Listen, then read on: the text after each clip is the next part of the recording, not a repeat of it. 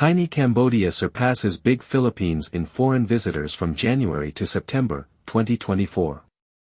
The VN Express International news publication, which claims to be the most read newspaper in Vietnam, seems to be trolling the Philippines when it headlined an article about how the small country of Cambodia managed to get more foreign tourists than the much larger Philippines recently. Cambodia, which only has a population of 17 million people, managed to attract 4.8 million foreign tourists in the first 9 months, or from January to September of this year of 2024, while the much larger Philippines with a population of 115 million people, which is more than 6 times larger than that of Cambodia, only managed to attract 4 million foreign tourists in the same period.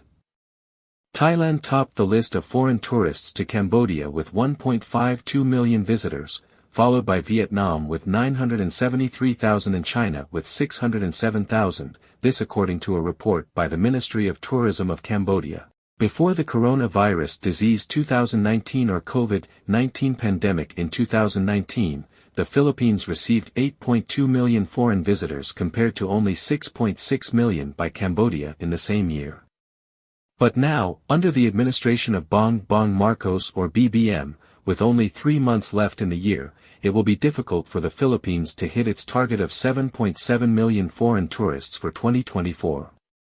One main reason for the low foreign visits to the Philippines is its strict policies towards Chinese citizens and limited visa flexibility overall for all foreign tourists. In 2019, the Philippines received 1.7 million Chinese tourists, but for the first half of this year, it only received 199,000 such tourists.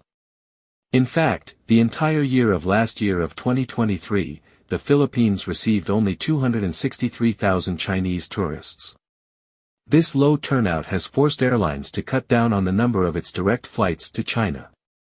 So again, just like with China cutting down of its imports of bananas from the Philippines as I had made a recent video about, it seems that the United States or US and Europe is unable to fill in when China cuts down something from or to the Philippines. This is another example of the Philippine economy suffering because of the inability of the West to make up for the loss of the market from China. So far, BBM's pivot to the West and away from China has only resulted in a negative result for the Philippines. Notice also that this piece of news had to be highlighted by a foreign press and not the Philippine press because they are pro-US and anti-China, and they want to protect the pro-US, anti-China administration from negative news.